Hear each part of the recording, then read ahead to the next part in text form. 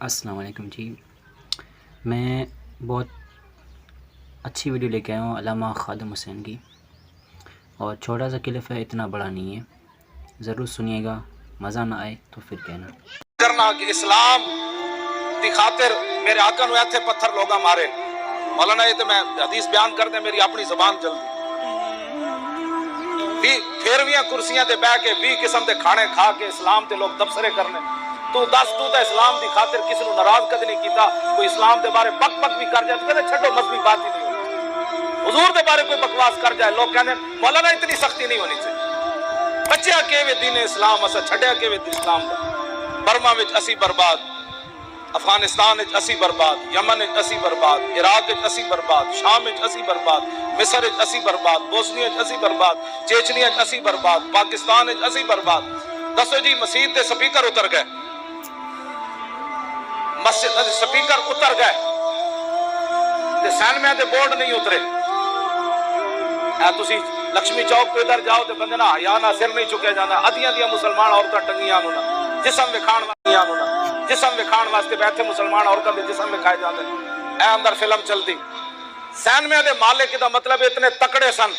کہ انہاں گندے بورڈ نہیں اترن دیتے تے مسجد دی انتظامیہ تے مولانا اتنے کمزور سن کہ مسجد دے سپیکر بھی اتر گئے۔ سینمے دے بورڈاں نال اللہ اکبر دی اتی آواز نہیں سی جانی چاہیے، وہ دی وجہ میں ہن حدیث پاک پڑھنا، اے وجہ کیا بنی آخر میرے آقا و مولا وہ ہاں جی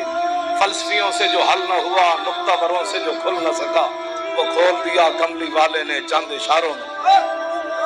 ہن حدیث پاک سنو بھئی کہ ساڈے اندر جڑی ہے وجہ کے لیے ان ثوبان رضی اللہ تعالی عنہ قال قال رسول اللہ صلی اللہ تعالی علیہ وسلم یوشک الامم ان تدع علیکم کما تدع الاکلۃ الی قصاتها فقال قائل ومن قلة نحن يومئذ قال بل انتم يومئذ كثير ولكنكم غثاء كغثاء السيل